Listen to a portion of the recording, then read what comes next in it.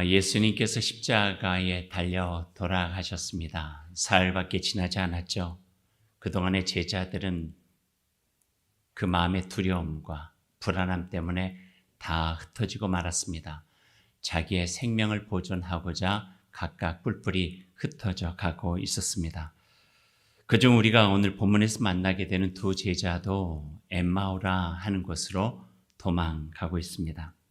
엠마오는요, 그 원뜻이 따뜻한 물이라고 하는 뜻을 가지고 있어요. 요즘식으로 이야기하면요, 온천이에요, 온천. 온천으로 도망가는 이유가 뭘까요? 온천을 즐기고자? 아니겠죠. 관광지잖아요. 관광지는요, 낯선 이들이 많이 오기 때문에 숨기에 좋은 동네입니다. 도망친 거예요. 숨을 만한 곳으로 가서 사람들의 눈에 띄지 않고 있고 싶었던 거죠. 그렇게 두 사람은 엠마오로 가고 있습니다. 17절 말씀해 보니까 그 두 사람이 엠마오로 가면서 가졌던 그 상태와 모습이 나오고 있는데 이렇게 표현하고 있어요. 슬픈 빛을 띠었다. 슬픈 빛을 띠었다. 잔뜩 풀이 죽어 있는 모습입니다. 슬픈 빛의 얼굴에는요, 핏기 없는 얼굴, 아무런 희망도 보이지 않습니다. 너무 힘없이 죽음 저편으로 사라져간 스승에 대한 실망과 가슴 아픔일까요? 아니면 끝까지 함께 하지 못했던 제자된 도리로서의 미안함과 죄송함일까요? 그렇게 그들의 발걸음은 무거웠고 지쳐 있었고 보이지 않는 앞날에 대한 걱정으로 힘들어 보이기만 합니다. 그렇게 그들에게 엠마오로 가는 길은요, 지친, 상함, 상심한 채 알 수 없는 앞날에 대한 불안과 두려움으로 가는 낙담의 길이었다. 이렇게 표현할 수가 있을 것 같습니다. 네, 예수님께서 그들과 함께 동행해 주시는 거예요. 오늘 15절과 16절 말씀 보니까요, 이렇게 표현이 되어져 있어요. 그들이 서로 이야기하며 문의할 때에 예수께서 가까이 이르러 그들과 동행하시나 그들의 눈이 가리어져서 그인 줄 알아보지 못하거늘. 그래요. 예수님이라면 충분히 그러실 수 있는 분입니다. 자기를 3번이나 부인했던 제자 베드로와 동료들을 찾아서 갈릴리 호숫가로 먼저 가신 분이 예수님이시잖아요. 본인이 자신은 어떻게 하겠다고 말씀하신 적도 있었어요. 내가 100마리의 양 중에 99마리가 있고 한 마리 양을 길을 잃어버리면 내가 그 양을 끝까지 찾아 나서겠다. 이게 예수님께서 하신 말씀이에요. 그 끝이 바로 십자가였고요. 그러니 오늘 엠마오로 가는 이 두 제자 그냥 놔둘 수가 없죠. 낙심한 채, 두려움에 겁먹은 채 그저 가는 길로 내버려 둘 수가 없었던 것이죠. 그래서 예수님은 그 곁에서 함께 걸으시면서 동행해 주셨다. 이렇게 말씀해 주고 계세요. 그분을 우리가 믿고 있는 거예요. 그분을 우리가 믿고 따르고 있는 거고요. 그분을 닮아 살아가기를 원하는 마음이 우리에게 있는 거죠. 그런데 오늘 말씀해 보니까요, 예수님께서 그들과 함께 곁에서 걷고 계셨음에도 불구하고 오늘 성경 말씀은 그들이 알아보지 못하였다. 그렇게 이야기를 해요. 어떻게 알아보지 못할 수가 있을까? 성경은 그 이유를 눈이 가리워져서라고 표현을 해요. 눈이 가리워졌대요. 이거를 우리말로 그저 이렇게 표현하면 이거예요. 눈앞이 캄캄해져서. 눈앞이 캄캄하니 보고는 있지만 봐야 될 것을 보지 못하는 그런 모습이 여기 있는 거죠. 성경에 눈이 가려졌다. 무엇이 눈을 가렸나요? 너무 깊은 슬픔이 그들의 눈을 가린 거죠. 너무 진한 낙심과 절망이 그들의 눈을 가려버린 거죠. 그래서 예수님이 곁에 계셔도 알아보지 못하는 그 모습을 오늘 엠마오 두 제자를 통해서 보게 됩니다. 달리 이야기하면 그들의 마음속에는요, 예수님께서 다시 살아나셨다는 것을 기대도 하지 않았고요. 믿을 수 있는 그런 마음의 준비조차 되지 않았어요. 오늘 본문을 읽어보면요, 엠마오로 가는 두 제자는 예수님께서 다시 살아나셨다 하는 사실을 들어서 알고 있어요. 여자들의 증거로도 들었고 두어 사람의 제자 중에 자기 동료를 통해서 들었고 그 중에 천사가 증언한 이야기까지도 그들은 들고 알고 있었던 거예요. 그런데도요, 그 사실, 알고 있었던 사실은 그들의 삶에 아무런 변화를 주지 못해요. 알고 있음에도 불구하고 그들은 예루살렘을 떠나서 두려움과 불안함과 자신들을 향하여 닥쳐오는 여러 가지 공격과 핍박을 떠나서 엠마오라고 하는 곳으로 도망가고 있는 거예요. 어떤 사실을 아는 것이 중요한 건 아니에요. 그 사실이 우리의 삶에 들어와서 영향력을 주고 변화를 줄 때에 그 알미 삶으로 되어지는 거예요. 신앙도 마찬가지예요. 사실을 아는 것만으로 우리의 삶이 결코 변하지 않는다 하는 거예요. 어떤 목사님이 이런 광고를 하셨대요. 주일 예배에 여러분 지난 3년 동안 우리 교회를 다니시면서 자신의 삶에 아무런 변화를 경험하지 못했다면 여러분의 삶을 진정으로 변화시킬 수 있는 곳으로 옮기시기 바랍니다. 그리고 이어서 이런 이야기를 해요. 혹시 여러 가지 이유로 다른 교회로 가기 어렵다면 여러분 안에 진실된 변화가 일어날 수 있도록 온 힘을 다하십시오. 이런 광고를 하셨다는 거예요. 광고의 목적은 뭘까요? 옮기라는 걸까요? 아니면 변화를 위해서 애쓰라는 걸까요? 잘못 알아듣고 옮기는 것은 아니겠죠. 복음은요, 살아있어서 우리의 삶을 변화시키기에 넉넉해요. 하지만 그 변화가 없다면 그 사실은 예수 그리스도께서 부활하셨다는 사실까지도 우리의 삶에 아무런 영향과 변화를 주지 못한다는 거죠. 거기 우리는 어떤 것을 이야기할 수 있는가? 신앙이라고 하는 것은 바로 예수 그리스도와의 인격적 만남이 이루어져야 된다는 거예요. 복음이 우리 안에 들어와서 그 복음이 가지고 있는 살아있는 생명력을 가지고 우리의 삶이 새로워진다는 거예요. 막 극적으로 여기서 저기까지 가지 않아도 돼요.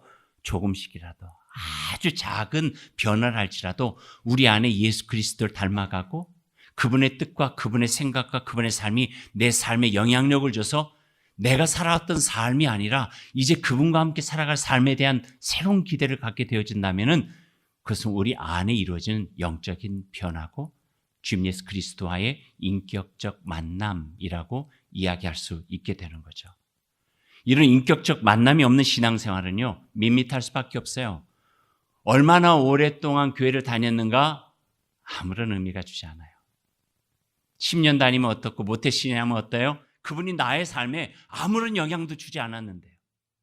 나의 생각과 나의 사고방식과 나의 기준과 나의 가치관과 내가 살아가는 삶의 방식과 아무것도 영향 없이 그저 그리스도를 믿는 사람이고 그리고 자기를 표현할 때 난 교회 다녀라고 말하지 그분으로 인하여 변화된 나의 삶의 모습은 이만큼도 없다면은 이건 인격적 만남의 교제들, 하나님 안에서 영적 변화를 통해서 나의 삶이 새로워지는 그런 기쁨은 누리지 못한다 하는 말씀이죠. 인격적 만남이 없는 신앙생활, 그저 밋밋하고 메마른 신앙을 살아갈 수 있게 되니 진정한 복음 안에서의 변화된 기쁨과 주님 예수 그리스도와 함께 살아가면서 내 삶에서 나타나는 결실에 대한 감사와 감격보다는 보여지는 것에 대한 추구, 내가 얻을 수 있는 것이 무엇인가, 나를 이롭게 할 수 있는 것이 무엇인가에 대한 겉으로 되어진 것에 관심을 두고 살아갈 수밖에 없는 형식적 그리스도인으로 변질될 수밖에 없다. 이렇게 말씀을 할 수가 있는 것이죠.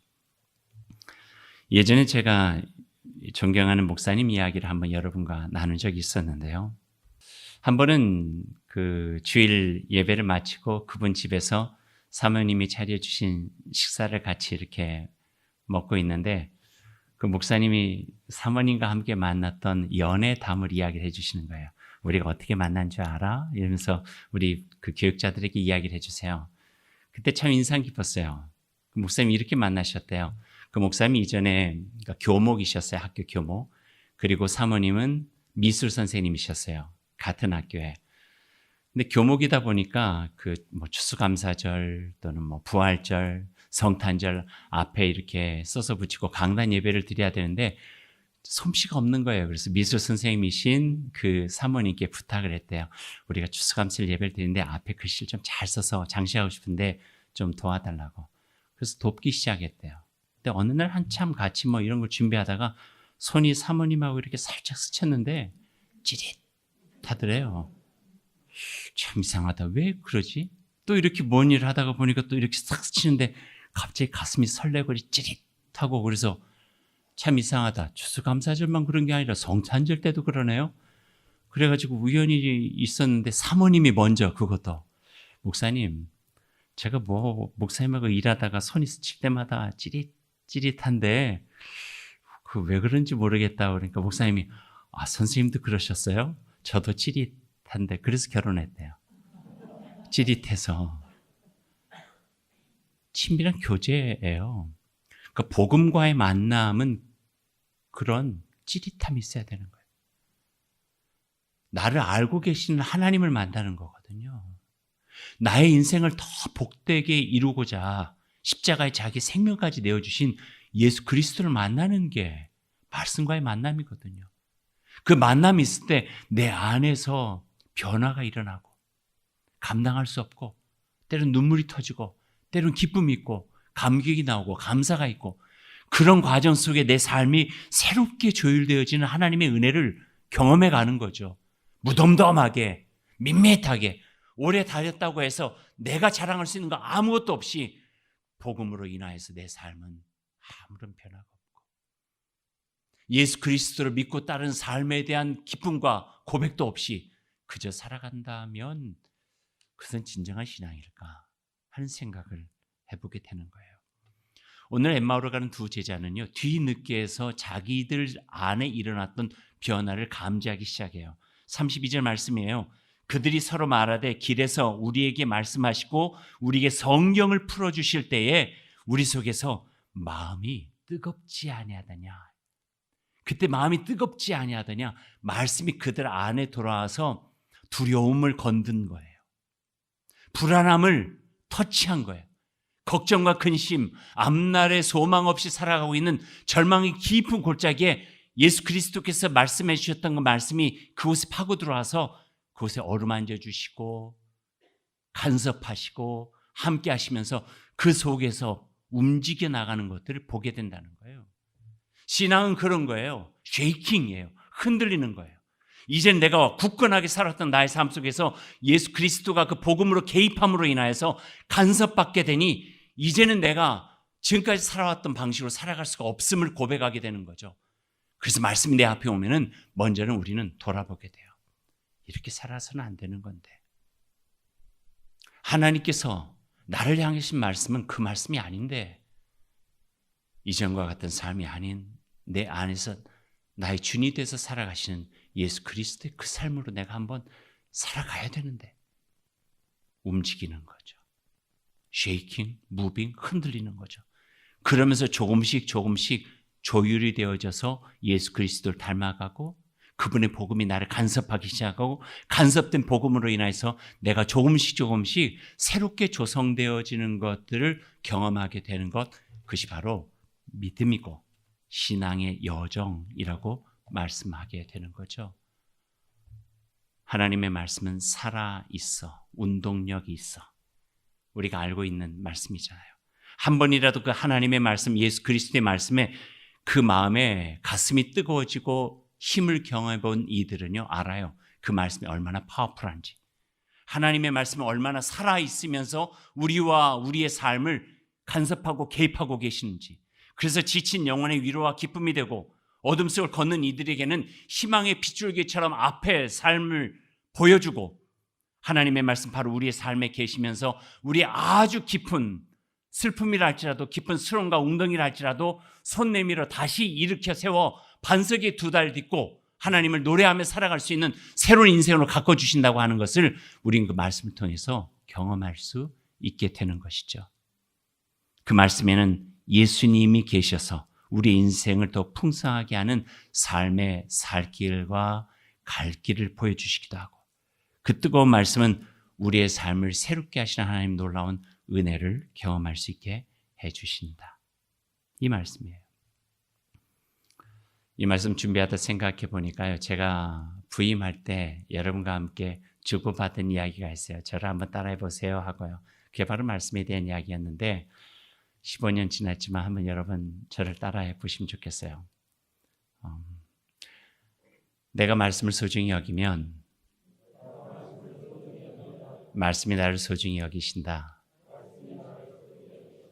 내가 말씀을 살리면 말씀이 나를 살려주신다.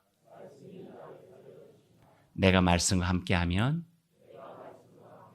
말씀이 나와 함께해 주신다. 좋죠. 말씀과 함께하는 삶이에요. 그럼 말씀 속에 계시는 예수 그리스도가 우리와 함께하는 삶이 되어지고요. 그러니까 엠마오로 가는 두 제자에게 알아보지는 못했지만 예수인 줄을 예수님께서 말씀하실 때 어떤 낯선 사람이 하는 그 말씀, 그 복음이 그들의 삶을 뜨겁게 만들고 새롭게 변화를 시켜주신 거예요. 우리의 삶을 하나님의 말씀으로 채워가는 일, 복된 일입니다. 내 귀와 내 마음이 하나님의 말씀에 반응할 수 있도록 하고 진리의 말씀과 하나님 나라의 소망에 담긴 그 말씀으로 살아가고 주님의 십자가의 사랑으로 내 마음에 다시 서는 십자가를 경험하게 되면 내가 직면하고 있는 여러 가지 상황과 형편과 처지 속에서 다시 주님의 손 붙잡고 나아갈 수 있는 돌파구를 만들어 나갈 수 있다고 오늘 우리에게 말씀해 주십니다. 왜냐하면 주의 말씀은 내 발의 등불이요 내 길에 빛이 되어 주시기 때문입니다. 말씀 조금 더 보죠. 그 이야기를 나누며 걷던 세 사람은 어느덧 엠마오란 마을에 거의 다다르게 되었습니다. 두 제자는 예수님을 붙들고 저녁 식사에 초대하게 되죠. 왜 그랬을까 생각하니까 말씀을 더 듣고 싶은 거예요. 그냥 헤어지기가 싫은 거죠. 그래서 어떻게라도 그 만남을 이어가고 싶어서 저녁 자리에 초대하고 우리 함께 조금 더 머무셨으면 좋겠습니다 라고 요청하게 된 거죠. 그리고 30절과 31절 말씀은 예수님께서 그 초대를 받아들이고 함께 머무시면서 저녁 식사 자리에서 이루어진 일들이에요. 제가 읽어드릴게요. 그들과 함께 음식 잡수실 때에 떡을 가지사 축사하시고 떼어 그들에게 주시니 그들의 눈이 밝아져 그인 줄 알아보더니 예수는 그들에게 보이지 아니하시는지라. 어떤 장면 같습니까? 성찬식 장면이에요. 우리가 그 예수님과 제자들이 십자가 앞두고 같이 나눴던 마지막 만찬만 그 성찬의 성서적 근거, 성서적 증거라고 알고 있는데 그 외에도 세 가지가 더 있어요. 그러니까 세 가지 포함해서 네 가지의 성서적인 이야기, 증거가 성찬식의 근거가 되어져요. 하나는 마지막 만찬 이거예요. 또 하나는 바로 오늘 이 말씀이에요. 엠마오로 가는 두 제자와 함께 하셨던 이 식탁. 또 하나는 오병이어의 축복의 식탁이고요. 또 한 가지는 자기를 세 번이나 배신한 베드로와 그 제자들 갈릴리 호수까지 찾아가서 물고기를 구워가지고 그들과 함께 나누셨던 식탁이 성수적 증거가 되어지는 성만찬이에요. 오늘 이 말씀에 예수님께서 같이 식탁을 차리신 거죠. 그런데 의미 있는 것은요. 초대한 것은 두 제자인데 식탁의 주인은 예수님이에요. 주인이 베풀어야 되는데 예수님께서 떡을 가지고 감사의 기도를 드리시고 그들에게 나눠주시는 거예요. 여기서 우리가 알 수 있는 이야기는 주객전도예요. 신앙은요, 주객전도의 역사예요. 내가 나의 주인인 줄 알았던 삶에서 예수 그리스도가 내 삶의 주인이 되는 사건, 주객전도의 사건이 신앙의 고백이에요. 그래서 세례를 받을 때 우리는 이렇게 고백하게 되죠. 이제는 내가 나 사는 것 아니고 내 안에 살아 역사하시는 예수 그리스도가 나를 살아갑니다. 주객이 전도되었으니 내 인생은 나의 것이 아니라 주님의 것이라고 하는 고백과 함께 그 말씀 경청하고 그분이 보여주신 길을 온 힘을 다해서 한 걸음 한 걸음 가려고 애쓰는 것이 신앙의 삶이고 신앙의 여정이라고 이야기할 수가 있죠. 예수님 삶의 주인이 되어서 우리 안에 역사해 가셔요. 오늘 엠마오로 향한 두 제자에게도 그랬어요.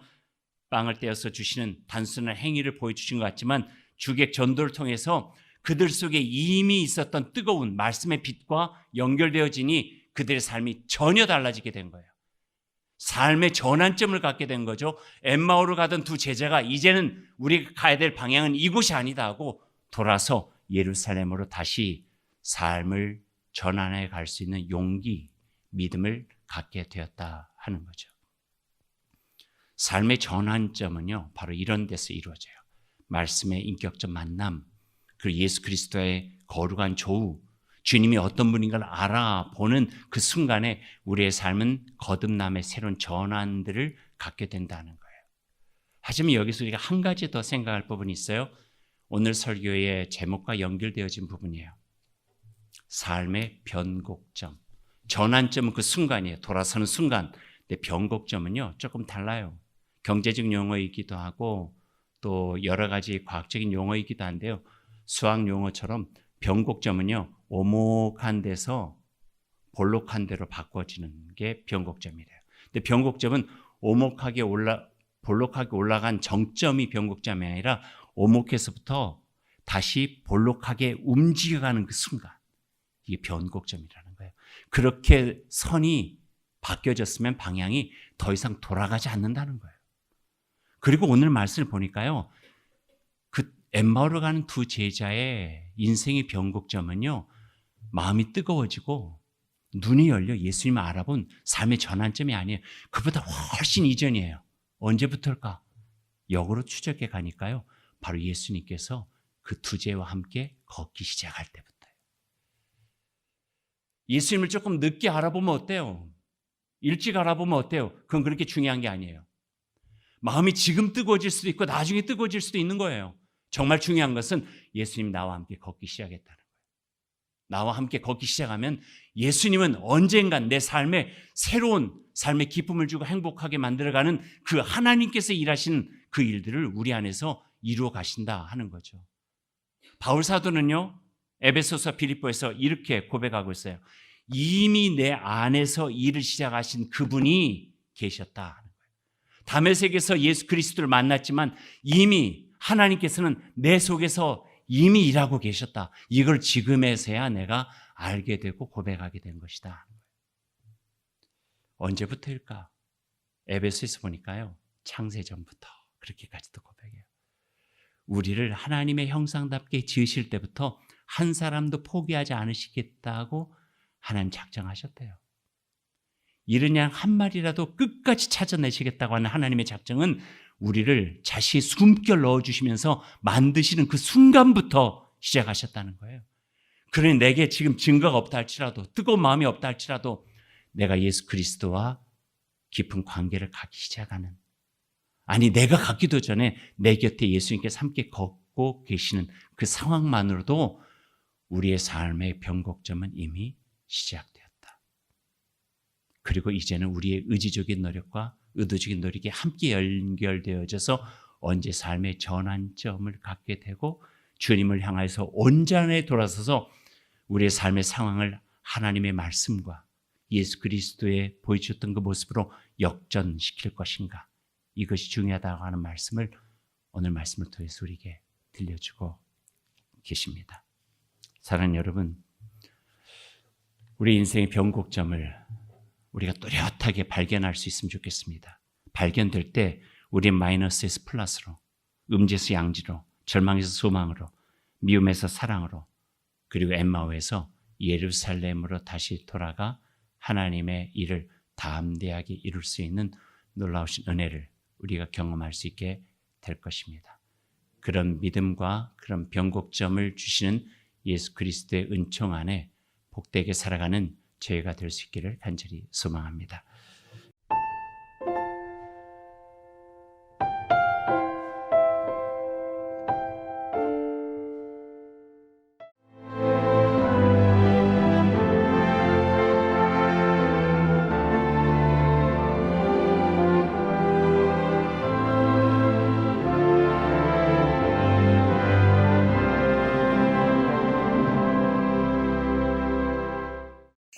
여기 대한민국 사람 누구나 사랑하는 섬이 있습니다. 천사섬 신안 보랏빛 퍼플섬. 보랏빛 길과 보랏빛 지붕과 보랏빛 향기 가득한 라벤더까지 보라 세상의 모든 보랏빛을 만나시라 섬 라벤더 축제를 천사섬 신안.